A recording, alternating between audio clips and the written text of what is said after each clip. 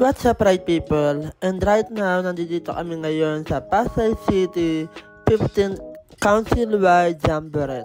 Ayan. So, usually, ginaganap to sa Makiling, pero dahil nga nagkaroon ng pandemic, magmula nun, pinagbawal na siya. So, dito na lang sa mga school ginaganap ang Jamboree.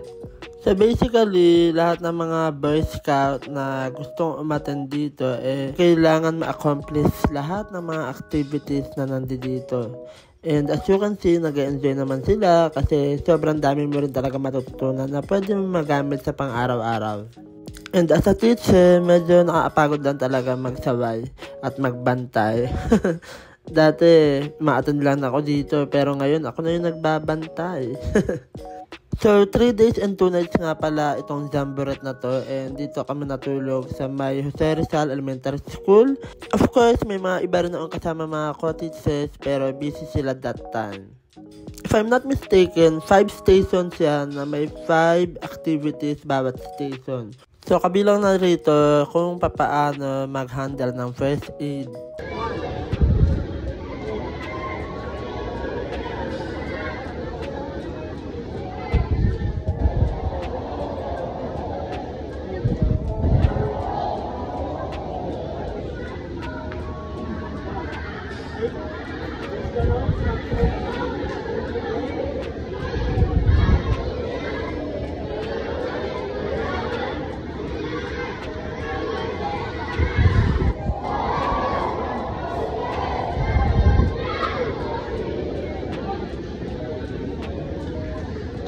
By the way, sa Jamboree na to, hindi lang puro mga elementary ang nandito. Nandito rin yung mga high school and college. So, iba-iba yung mga nandito na school, iba-iba rin yung mga level na nandito. So, pero para sa mga activities na binibigay sa kanila.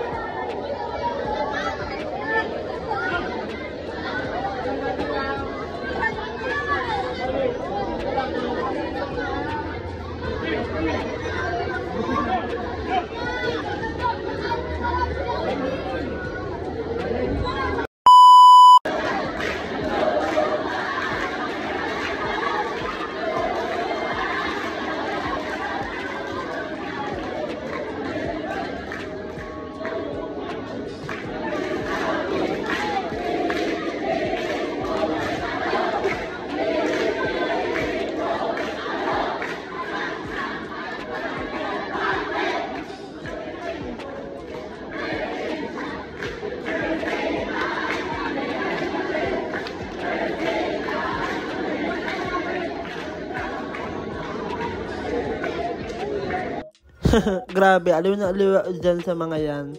Grabe yung mga boys na yan, napakataba ng utak. Ang galing nila gumawa ng chant and deserve nila manalo. So, ayun, congratulations sa inyo.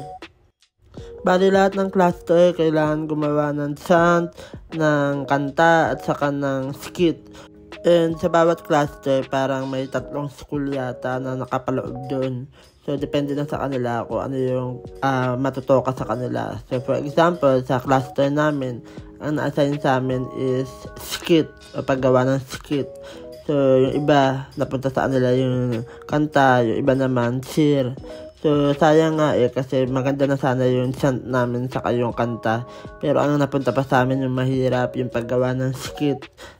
Pero nairaos naman namin. Bali, yan yung day 2. Okay, tapos gabi yan nangyari.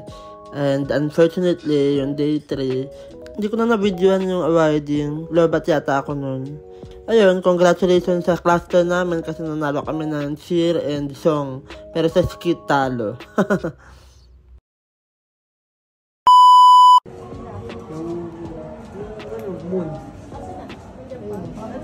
Sa atin yan eh. Ay, sira naman. Oo, nabagod yan eh. Hindi ko mag-isa. Gabi! Gabi? Tama nga sa natin.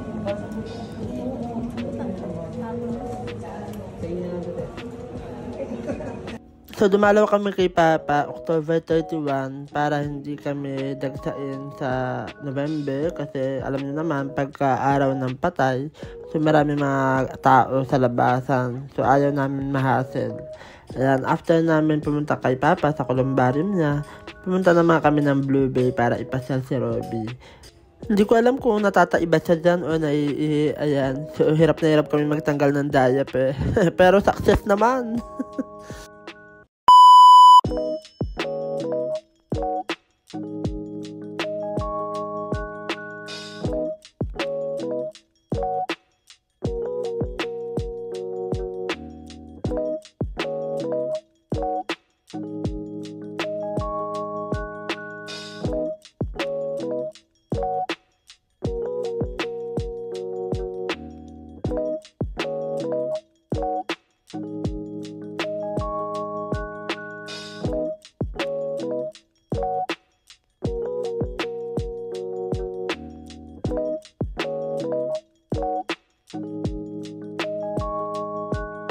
After namin maipasya si Robby, after namin sa mailakad-lakad, ayan, napagod siya. Tapos kumain na kami niya, nag-dinner kami, then uwian na.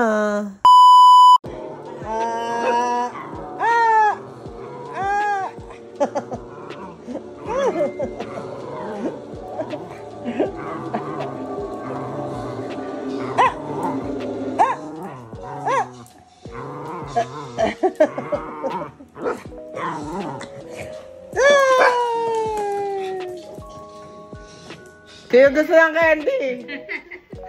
Sino gusto ng candy?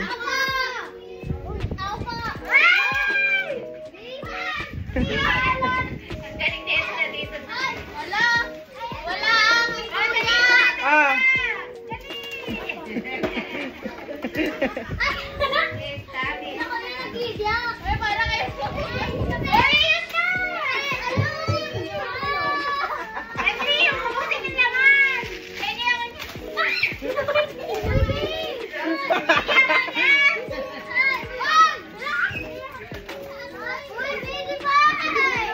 Oh, okay na yan ah.